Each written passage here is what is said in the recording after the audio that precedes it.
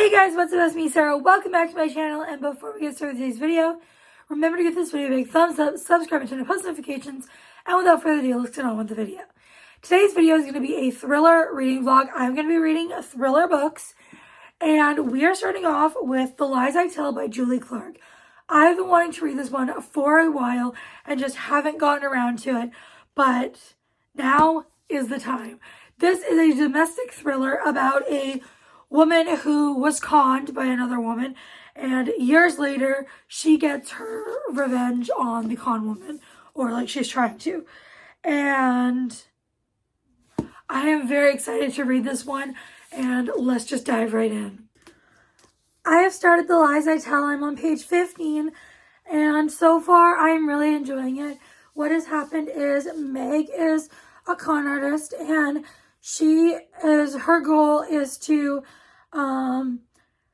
go after this early wealthy guy. And so she has befriended his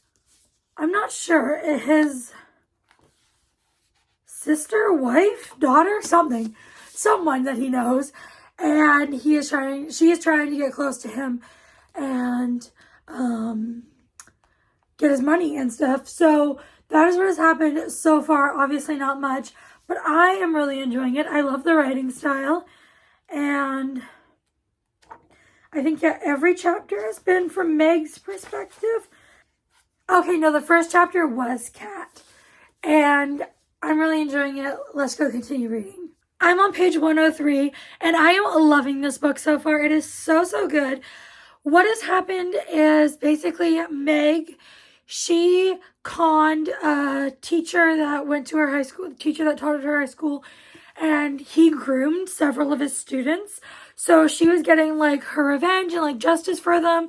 And so she conned him, pretended to be like interested in him, dating him, and gave all like fake information just to get his money and stuff, because she needs money and a place to stay and all that kind of stuff. And he seemed like a good person to con, because he had lots of money and he wasn't a good person. So that is what's happened. And also Kat, she in present day was having an interview with Meg, who is pretending to be a woman named Laura, and she was going to interviewing her to hire her. And Kat is like some kind of like journalist, and she's looking for more information on the story about the teacher. And she goes to the bar to talk to the teacher, his ex-best friend, and he says, I'll tell you what you want to know if you just stick around. Like, she's like on a tight schedule, but he's like, no, stay longer. And so she's like, fine, I'll do it. She needs the story. And then he ends up somehow like drugging her drink and raping her. And that is what has happened so far. And I am really enjoying this book. It is very emotional and very hard hitting. It's not a happy book, but I'm really enjoying it, and I can't wait to continue reading. I finished The Lies I Tell, and I loved this book so much. I cannot say enough good things about it. 5 stars. And there was not a plot twist. It didn't go the direction I thought it was. Right at the end, it kind of went differently than I expected, but I loved it. And oh my God, this book was incredible. I just really enjoyed reading about these two women, and I think everyone should go read this book. I highly recommend it, and I am so glad I finally got around to this one. The next book I'm going to be reading is Deadly Occupants by Mads Rafferty. This one I am so excited to read. I actually follow this author on YouTube, Instagram, and TikTok, and I love her content, and I am so excited to read this book.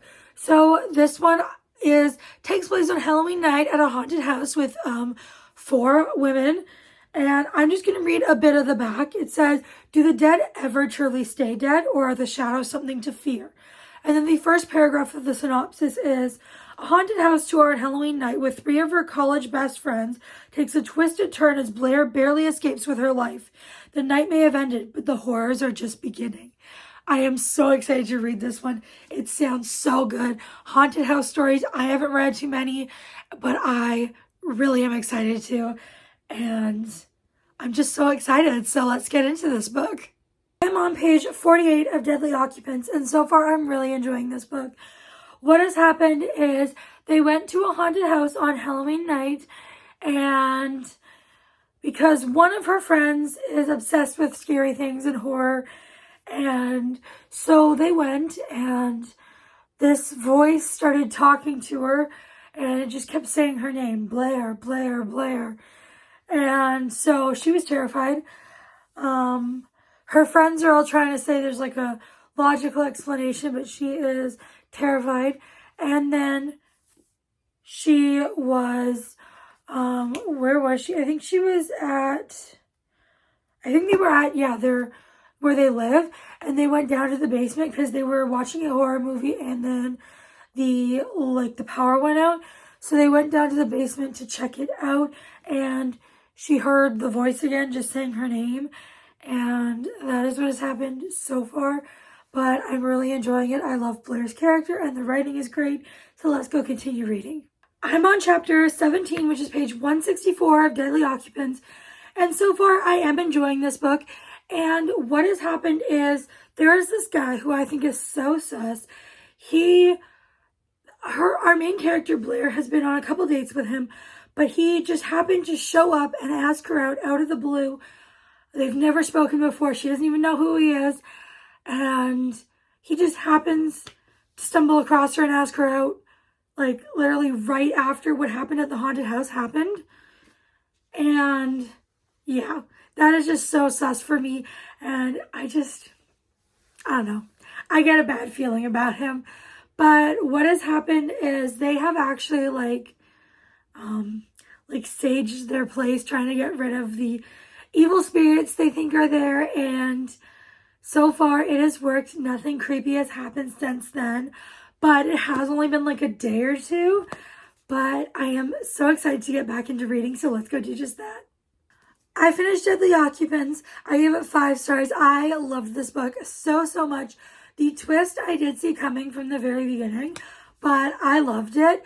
And at times the characters were a little annoying with how they were acting and how oblivious they were to some things. But I still loved this book. The writing was phenomenal, and I highly recommend this book. Everyone should go check this one out. So good.